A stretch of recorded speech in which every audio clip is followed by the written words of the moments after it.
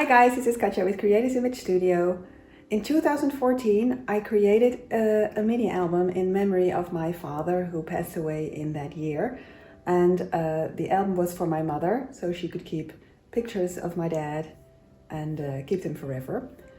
However, it took her some time to decide which pictures actually to put in that album, and now she has decided, and she chose her wedding pictures from 1968. Now you see the album in the background here, and this is the album I created with Prima Marketing's Stationer's Desk papers.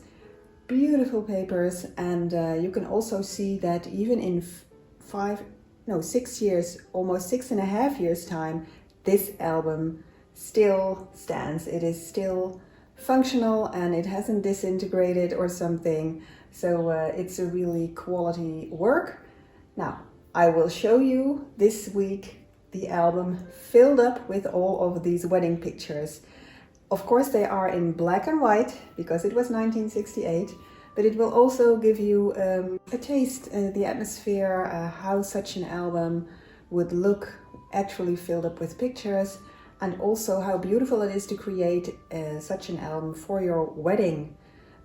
Because, well, you could, of course, ask a professional photographer to put them in one of these leather-bound albums, and that is okay. It is luxurious, it is nice, but I challenge you, look at how this album will look with wedding pictures, and perhaps that will inspire you to create your own or to make one as a present for someone else.